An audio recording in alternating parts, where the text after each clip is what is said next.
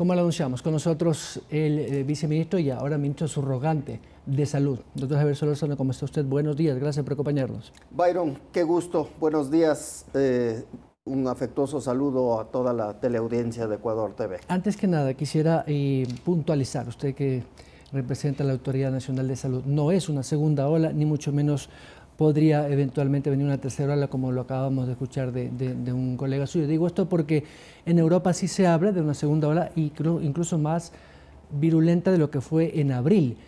Ecuador ha mantenido una curva, digamos, sostenida, porque claro, los 171.783 casos que tenemos son básicamente porque se están haciendo nuevas pruebas PCR y son las que determinan el número de contagiados. ¿Esto es así? Sin duda, una de las cuestiones importantes, y gracias por resaltar esto, es que hemos logrado en el Ecuador hacer un manejo de la epidemia de tal suerte que no tengamos brotes explosivos. Tuvimos la experiencia dolorosa y dramática de Guayaquil, y eso nos enseñó que debemos aplicar todas las medidas de prevención de manera conjunta y sostenida para prevenir más contagios. Y de esa manera, además, reducir la velocidad de los contagios. Por eso es que la curva epidemiológica en Quito fue muy diferente a la de Guayaquil. No hubo un brote explosivo, sino, como bien usted señala, un continuo crecimiento de casos, pero no de manera explosiva, de tal suerte que fue posible manejar la respuesta de los servicios de salud, pero además, muy bien señalado, hemos incrementado el trabajo en la comunidad, la vigilancia activa comunitaria, hemos incrementado la capacidad de hacer pruebas, y esas pruebas diagnósticas evidentemente nos ha permitido identificar más casos. Por eso tenemos los 170.000 y pico de casos, los casi 60.000 en Quito, pero además lo importante de eso es que nos permite identificar a tiempo los pequeños brotes que puedan darse en la comunidad y contenerlos en el espacio geográfico más pequeño. Porque al identificar un caso, inmediatamente el protocolo establece que se haga un cerco epidemiológico, es decir, se identifiquen a todos los contactos que la persona contagiada tuvo, y de esos contactos al resto de contactos, y tratar de cerrar el círculo. Pero no nos podemos engañar que es una epidemia en lo que estamos viviendo, y la epidemia sigue su curso, y en toda epidemia la gente se enferma y se muere. Depende muchísimo de cómo nos comportemos, pero esa es la virtud. Veamos también la parte positiva que tenemos cada uno de nosotros como individuo, el poder de decisión de cambiar el curso, no solo de nuestra vida, sino del conjunto de la sociedad. Porque si nos comportamos de manera representativa, disciplinada y sobre todo comprometida para utilizar las medidas de prevención de manera combinada, tapabocas, distancia y medidas de higiene, vamos a reducir la velocidad de contagios. Y esa también es una cuestión bien dinámica que hemos visto. Hace unas pocas semanas tuvimos casi las 24 provincias por debajo de 1, es decir, una velocidad bastante lenta. A la última semana, al 29 de octubre, nuevamente se incrementó la velocidad de contagios, y en este momento tenemos 14 de las 24 provincias que están sobre 1, pero tampoco son aumentos significativos. El más grande está en el Carchi con 1.31. El resto están en menos de 1.1, 1.08, hay por ahí 1.20, de tal suerte que, digamos, es no tan preocupante, porque no es una velocidad inmensa como tuvimos en marzo y abril, que llegamos casi a 4, ¿no? Claro. Pero nos llama la atención para seguir redoblando los esfuerzos y cuidándolos. Por eso digo, el poder de decisión individual que tenemos para transformar la realidad colectiva es enorme en esta situación, en este contexto de la pandemia. Doctor, un indicador de que la situación no es tan dramática como quizás algunos lo podamos ver, o más allá del susto que podemos tener todos, porque es algo desconocido y letal, es que el número de unidades de cuidados intensivos de UCI es de apenas 338, y que aún la mayoría de los hospitales en el sector privado como en el público todavía tienen un porcentaje de capacidad UCI, digamos, daría la imagen de que no es tan grave y que podría ser manejado aún, porque mientras menos cuidados intensivos significa que hay menos letalidad del virus. No sé si estoy en lo correcto. A ver, es un indicador importante la disponibilidad de camas de cuidados intensivos, pero no es lo único. Es importante tomar en consideración que en este momento la mejor vacuna que tenemos es no enfermarse. Y para no enfermarse tenemos que practicar las medidas de prevención. O sea, simples, incómodas a ratos, el uso de mascarilla sabemos que puede incomodar, el mantenernos con una distancia física, como estamos aquí en el set de televisión, es una demostración, tenemos un ambiente amplio, o sea, el distanciamiento social sobre todo, o sea, no las aglomeraciones, no los tumultos, no las fiestas, no el jolgorio por el momento, no es apropiado hacer eso porque nos perjudica, y las medidas de higiene constante, lavado de manos, desinfección con alcohol. Justamente lo que no hay que hacer para evitar contagiarse y enfermarse, porque claro, hay un porcentaje pequeño que llega a tener enfermedad severa, que es quienes requieren unidades de cuidados intensivos, pero esas personas también pueden morir, o sea, la probabilidad de muerte en personas con casos graves es bastante alta. Y si es que sobreviven, las secuelas de la enfermedad son severas. O sea, no nos engañemos y tengamos cuidado. Entonces, evitemos, porque, ¿qué es lo que pasó con Europa, como decía al comienzo? O sea, se relajaron demasiado, se confiaron. Claro, parte de la cultura europea también es la vida nocturna, el salir, tomarse una copa. Todos hemos estado en un bar. Un bar es el sitio preciso para contagiarse. ¿Por qué? Porque es un sitio cerrado, no tiene ventilación natural, la mayoría opera con aire acondicionado, el mismo aire está recirculando. Es decir, una persona que tenga el virus es suficiente para contagiar a todos. ¿Por qué? Porque en el bar estamos sin mascarilla, pues. O sea, uno va a tomarse una copa, va a conversar. O en restaurantes incluso. En los restaurantes, en los cerrados, sobre todo cuando hay música de fondo, recordemos, la gente empieza a gritar, hablamos más alto y mientras más elevemos la voz, mayor cantidad de gotículas de saliva expulsamos. Entonces el virus se disemina. Entonces evitemos eso, o sea, si somos conscientes cada uno de nosotros y nos cuidamos al resto, y el efecto que eso tiene sobre la sociedad es sumamente importante y ayuda al país. Porque claro, el sentirse con la comodidad, no, si hay camas de cuidados intensivos disponibles, sí, señores, señoras, pero no es una garantía de sobrevida. O sea, si alguien llega a enfermar de manera grave, puede morir, o sea, y creo que nadie está en el punto de jugarse la vida por un jolgorio. Doctor, estas medidas que se están tomando, que se han radicalizado un poquito, por ejemplo en Guayaquil, debido a lo que pasó en el feriado de octubre y ahora se espera que con el feriado de noviembre también pueda haber un repunte, es decir, las autoridades se están dando cuenta que efectivamente luego de estos días de asueto, donde la gente necesariamente pues sale a esparcimiento social, a veces a la playa, o las fiestas que vimos aquí en Quito, que realmente nos preocupan, es lo que puede generar un incremento leve de estos contagios. ¿Cree usted que efectivamente se debería limitar un poco más estas actividades sociales? Siempre cuando hay estos tumultos y un aumento de la movilidad humana, hay mayor riesgo. Eso es directamente proporcional, porque el virus no se mueve solo, se mueve con las personas. Y estos actos de indisciplina que todos presenciamos en Quito, Guayaquil, en Puerto Viejo, Manta, sobre todo en las dos grandes urbes, en Quito y en Guayaquil, donde fue necesario que las fuerzas del orden intervengan para dispersar a las personas. Las personas agredieron porque obviamente estaban consumiendo alcohol, a las autoridades de control, y esos son focos de contagio indiscutibles. Entonces, es muy probable que van a aumentar los casos, claro.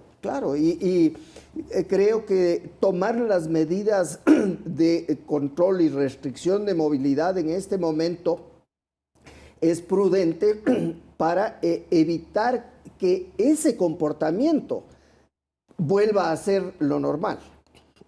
Estamos en una nueva realidad, en un contexto completamente diferente a lo que todos hemos estado acostumbrados, y ciertamente es difícil adaptarse a estas circunstancias, pero ¿qué es más importante? Es la salud y la vida.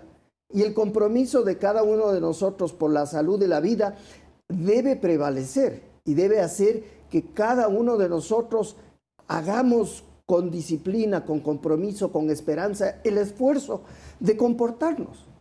Y esto realmente es la parte difícil del manejo de la epidemia, porque es un cambio de conducta lo que necesitamos. Y los cambios de conducta no se dan de la noche a la mañana. Lamentablemente, los seres humanos somos, y por eso hay el dicho que el ser humano es el único animal que tropieza 2 veces en la misma piedra. O sea, y los humanos tropezamos 10 y a veces no aprendemos. O sea, somos bastante tosudos en los comportamientos. Entonces, lograr este cambio de comportamiento para practicar las medidas de prevención, para evitar los aglutinamientos de personas, las congestiones, cuesta, toma tiempo. Pero hemos logrado persuadir a una buena parte de la población. Y yo creo que hay que resaltar la parte positiva. O sea, 95% no solo veamos lo negativo, ¿no? O sea, veamos la parte positiva, porque sí hay un grupo de la población importante que ha entendido el mensaje, que la mayoría utiliza mascarilla, que la mayoría respeta el distanciamiento y que practica las medidas de higiene. Y eso es un aliciente para seguir trabajando con denuedo por la población. Doctor, la Mesa Técnica de Salud en el Comité de Operaciones de Emergencia Nacional podría evaluar y analizar si para Quito se recomienda que haya medidas un poco más restrictivas. Le digo por qué, porque ya vienen las fiestas de Quito, necesariamente la gente se toma un trago, sale aunque sea a la casa del vecino. Eso se va a dar, porque lo hemos visto sin la fiesta y más aún con las fiestas de Quito. Y además viene Navidad y Año Nuevo, que son festividades familiares, donde la gente se reúne en familia y donde siempre hay una copa. O sea, eso es inevitable. ¿Cree usted que se debería ser un poco más estricto para estas últimas fechas o dejarán un poco a discrecionalidad de la autoridad local? A ver, el COE nacional toda la semana se reúne. O sea, recordemos que en la época crítica de la epidemia hubo semanas que nos reuníamos a diario. Ahora se reúne una vez por semana, pero el COE toma la responsabilidad de hacer el seguimiento de lo que está pasando de manera muy seria. Y ahí participan todos los sectores y se intercambia información y se toman decisiones que pasan a ser resoluciones que se transmiten. Pero claro, en último término, las autoridades locales, los gobiernos autónomos descentralizados tienen la autonomía para ejecutar esas recomendaciones o dejarlas de lado. Ejemplo, el feriado que acabamos de pasar. O sea, ustedes constataron decenas de gobiernos autónomos descentralizados optaron por abrir los cementerios. Claro. En contra de la recomendación para evitar los tumultos. Entonces, creo que lo importante también es que los gobiernos autónomos descentralizados y los COEs cantonales, cuando tomen este tipo de decisiones, también se hagan responsables por las consecuencias. Claro. Porque el tomar una decisión, el hacer una acción, siempre tiene una consecuencia. Y la consecuencia también tiene que ser asumida con la misma responsabilidad. De tal suerte que sí hay que ir pensando en fortalecer las medidas de prevención y recomendar que en estas fiestas decembrinas nos comportemos de una manera diferente a la que toda la vida nos hemos comportado. Y sí, es difícil el tema de las restricciones, no salir a los bailes en las calles de Quito el 6 de diciembre, pero nos toca porque hay que preservar la salud y la vida. O sea, no podemos jugar una ruleta rusa literal con la vida, no solo de las personas, el problema grave en la epidemia. El familiar, que es el primer exactamente, afectado. Es que el joven que muchas veces es asintomático, claro, que no siente nada, pero que transporta el virus a su núcleo familiar, va a transmitir a sus padres, a sus abuelos, y probablemente puede haber por ahí un fallecimiento y cargar con esa pérdida el resto de la vida. Creo que nadie aspira a tener que sobrellevar ese peso emocional. Entonces creo que por eso cada uno de nosotros, con la mayor conciencia y responsabilidad, debe adoptar las medidas de comportamiento más adecuadas para estas fiestas. Afortunadamente ahora la tecnología también que ha transformado la relación de los seres humanos en este año, nos permitirá ese acercamiento, aunque no podamos darnos el abrazo, pero las familias podrán compartir vía telemática, virtualmente, una celebración digital, ¿no? Tenemos que adaptarnos a la cultura digital, pero sobre todo cuidarnos. Por seguridad, por supuesto. Doctor, ya entrando en el tema de las vacunas disponibles en el mercado, y hay una carrera de los científicos, de los laboratorios, para tratar de tener lo más rápido posible. Muchas hablan de que ya en diciembre se harán pruebas en la tercera fase. La Sputnik de los rusos entiendo que también ya está en esa fase. AstraZeneca también, aunque ha tenido algunas observaciones y los científicos han tomado una pausa, y así en las otras opciones. Ecuador, y lo comentaba el otro día el ministro Ceballos, que estuvo con nosotros, ya se ha inscrito, si se quiere, en el de AstraZeneca para esa primera tanda de vacunas, pero entiendo que hay un refuerzo, y eso también lo comentaba la otra vez, es decir, no solamente es una vacunación, sino también un refuerzo. Eso implica que habrá un primer lote que podrá llegar quizás en marzo del 2021. ¿Qué les han dicho los ejecutivos de estos laboratorios? Excelente pregunta, Byron. Nosotros como país y autoridad sanitaria hemos negociado desde hace algunos meses con varias fuentes. Hemos identificado los laboratorios que tienen el mayor avance y sobre todo también prestigio en temas de investigación y desarrollo de vacunas, pero sobre todo también hemos suscrito ya un acuerdo que está en firme con el mecanismo COVAX Facility, ¿no? Diseñado por la Organización Mundial de la Salud, CEPI y Gavi, que es la Alianza de Vacunas, para dar acceso, y esto es lo interesante de este mecanismo, independientemente del nivel de ingreso del país, en cualquier rincón del mundo, lo que este mecanismo hace es dar acceso al 20% de la población en número de dosis de vacuna. Entonces, nosotros ya suscribimos, hemos pagado el anticipo y la garantía, entonces tenemos aseguradas, ahí tenemos aseguradas 7 millones de dosis. Que puede 7 millones y piquito. Un valor que 70 millones más o menos. Aproximadamente eso, bueno, va a variar. Sí, porque va a variar, porque como está calculado COVAX Facility, es que ellos hicieron una canasta de las vacunas candidatas, las más avanzadas, las que están en fase 3, y con los precios estimados, porque tampoco los fabricantes han definido, con contadas excepciones, el valor definitivo, hicieron un prorrateo, un promedio, y entonces en ese sentido dio $10,55 por dosis. Entonces quiere decir $21.10 por persona vacunada. Ahora, eso puede subir un poquito o puede bajar dependiendo de la vacuna que en su momento sea elegible. Entonces, ¿qué es lo que pasa? Que cuando las vacunas logren probar su eficacia y sobre todo seguridad, porque y lo que la OMS y que la OMS también les dé el aval.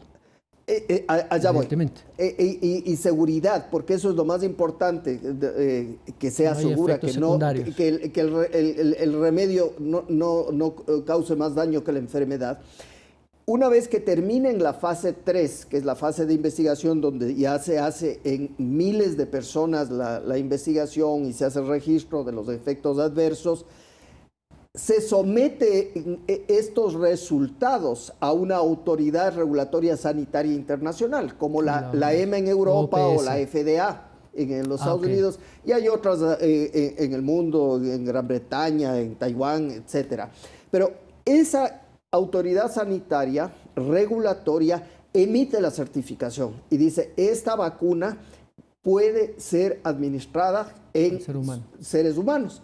Entonces, ahí entra ya la fase 4. Y esto yo quiero ser muy enfático, sí, claro. Ya la distribución y aplicación. Que tiene su lógica también por la propia logística del envío, las medidas sanitarias del manejo. Pero ojo, esa fase 4 hace todavía parte del proceso de investigación. O sea, por eso es que lo que estamos haciendo es realmente hacer una vacuna en microondas. Porque los procesos de investigación y desarrollo de vacunas hasta que terminen, en promedio duran entre 7 y 12 años. Estamos tratando de hacer en más o menos un año y medio, ¿no? Claro. La ciencia está experimentando con los propios seres humanos. Exacto. Entonces, en fase 4 hay que tener un seguimiento muy estricto y riguroso de la aplicación de las vacunas, porque ahí ya es masivo. O sea, van a ser millones de personas que reciban la vacuna. Entonces, hay que tener mucha responsabilidad en la selección de la vacuna, ¿no? Y sobre todo hacer un seguimiento de que efectivamente primero se la aplique correctamente. No es mucho misterio porque sí tenemos gente entrenada, pero habrá que capacitar a más personal para poder ampliar la capacidad de vacunación del país, ¿no? Y esa primera dosis va a ser para la gente que está en primera línea, médicos, sanitarios, personal de seguridad, servicios generales de limpieza de los hospitales, etcétera. Exactamente. Etcétera. Esos son el primer grupo, eso es definitivo. Así es, porque es la gente que está más expuesta. Y quizás después ya las personas de tercera edad, me imagino, los niños. Esa es una excelente pregunta. En este momento, con excepción de la experimentación que en estas semanas está haciendo AstraZeneca con mayores de 55 años, menores de 18, pero mayores de 4 años, no se ha experimentado en esos grupos de edad. O sea, ojo, la mayoría de 12 años para arriba, quizás. Han estado trabajando con grupos de 18 a 55 años. Ese sería el grupo y personas objetivo. sanas. Y personas sanas. Entonces, por eso la aclaración, porque la gente puede pensar que... Claro, por eso hay que tener mucho cuidado. Entonces, esos grupos de edad, o sea, niños y mayores de 55 años, enfermos con comorbilidades, van a tener que esperar hasta que tengamos la certeza de que la vacuna que se les aplique es segura. O sea, eso puede pasar un año. Sí, claro, no podemos correr el riesgo y eso sí hay que ser muy claro, claro. Porque que no hay expectativas de que en mayo del próximo año la gente pueda vacunarse masivamente, ¿no? No. Eso es nada probable. Si todo va bien, en el segundo trimestre del próximo año deberíamos recibir las primeras dosis. O sea, los más avanzados apuntan a que finales de marzo o comienzos de abril podrían estar disponibles. Pero como decía, todavía hay que pasar esta fase de certificación sanitaria y aprobación y después viene la parte logística. O sea, pensemos que la cosa no es fácil porque los 7,000 y pico de millones de habitantes de la Tierra están esperando la vacuna. Europa va a presionar para que sea su continente primero porque es el más golpeado. Por supuesto. Entonces, la cadena misma de logística y distribución va a estar bajo un estrés muy grande. Entonces, dependerá también la disponibilidad de vuelos, disponibilidad de barcos para que lleguen. Es una logística terrible. Hay una serie de factores que a veces uno y además primero llegará a los países grandes como Brasil, México, Argentina y después al Ecuador. Claro. Lamentablemente hay una realidad Hay una ventaja con la vacuna de AstraZeneca, que ya se hizo un acuerdo para la fabricación en Argentina, el envase y distribución desde México. Y esas están calculadas más o menos 250 millones de dosis para los países de la región de América Latina. Entonces, esa es una ventaja que tenemos nosotros para poder acceder. Y es una de las vacunas que está más avanzada. Entonces, hay que tener un poquito de paciencia. Y lo que quiero sí reiterar también es que la vacuna no es la panacea. Ojo. No significa que porque me vacuno estoy sano, no me voy a volver a enfermar. Así es, porque todavía no sabemos cómo se va a comportar la vacuna. Esto es experimental todavía para la ciencia. Exacto. Después que empiece la aplicación, tendremos que hacer un seguimiento de un par de años para saber la realidad de la vacuna. ¿Cuánto dura la inmunidad? ¿Qué efectos adversos reales tiene? ¿Qué grupos de edad podemos vacunar con seguridad? O sea, Ministro, permítame, estamos ya sobre el tiempo y quiero aprovechar al máximo su presencia. Estamos ya en época de entrar a la temporada de invierno, igual en el hemisferio norte, y esto implica también la presencia de las enfermedades estacionales, la influenza. Todos los años se hace una campaña de vacunación para cierto grupo de personas por el tema de las gripes. En este año, ¿se va a intensificar eso? ¿Se ha pensado, hay alguna política de Estado a propósito de este tema? O no sé si por la realidad que se mantiene ahora, no sé si haya la capacidad. No, sin duda, Byron, gracias por la pregunta. Las infecciones respiratorias estacionales como la influenza, por supuesto que hay que ponerlas en la mesa para analizar y tomar las medidas de prevención a tiempo. Sí, la vacuna se ofrecerá como todos los años se ofrece, okay, y se vacunará a los grupos de mayor riesgo. Eso estamos trabajando porque no hay cómo descuidarse.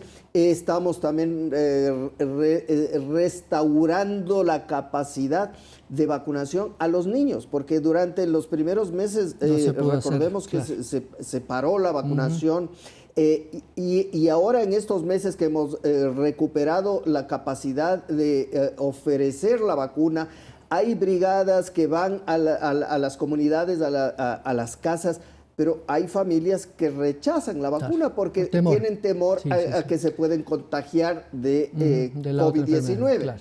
Entonces, yo más bien transmito el mensaje a la gente de mayor apertura y confianza, porque el personal que hace vacunación toma las medidas de seguridad y hace lo que debe hacer son los para más mantener expuestos, de hecho. Claro, la asepsia y evitar los contagios. Y es importante que recuperemos las coberturas de vacunación de los niños porque son enfermedades prevenibles por vacuna, que hemos logrado.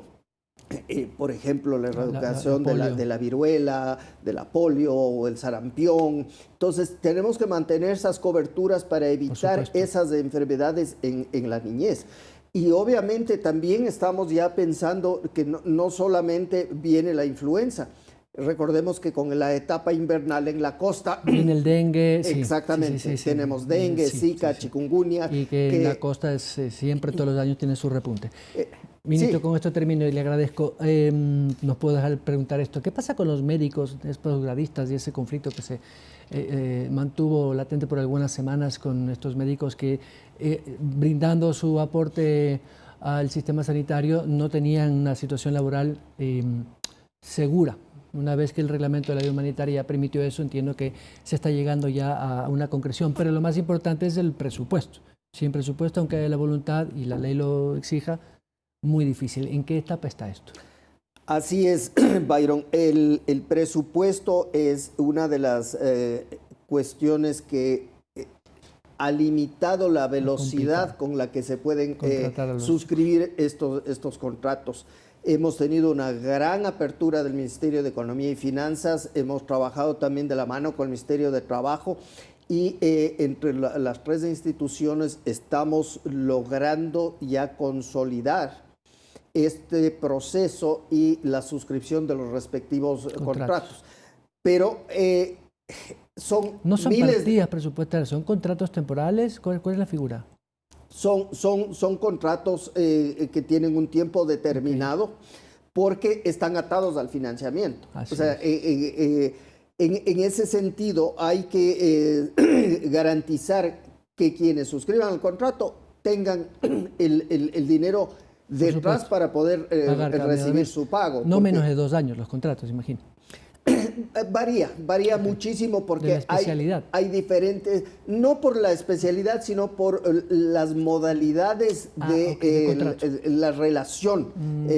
Porque dentro de los posgradistas hemos tenido básicamente 2 grupos grandes que son los becarios, que reciben un estipendio, ¿no? que estaban asignados con ese estipendio, y los autofinanciados. Entonces, en ese sentido hay que ir ajustando cada una de estas contrataciones porque pasan a ser, digamos, servidores públicos Con la propia, los CEP y todo. Exactamente, entonces hay que ajustar. En los autofinanciados es un poco más fácil porque no tenían de por medio una relación contractual como los becarios. Los becarios hay que ajustar esas circunstancias y hacer las enmiendas que se requieren dentro de este proceso para que puedan suscribir los contratos. ¿De cuántos millones estamos hablando en total entre los dos grupos de médicos? Son aproximadamente, si mi memoria no me traiciona, como 113 millones de dólares. ¿Y ese fondo que viene de finanzas se podrá tener hasta fin de año? ¿Le han ofrecido eso? Estamos en eso, en eso. Finanzas tiene como una de las prioridades.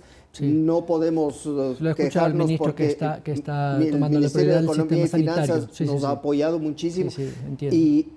Y claro, dentro de salud no solo esto es una prioridad, o sea, tenemos lo de las vacunas, tenemos los medicamentos antirretrovirales, tenemos el resto de vacunas, la vacuna de la influenza, por ejemplo, estamos ahora hablando de la de neumococo también, sobre todo para proteger al personal de salud en los hospitales.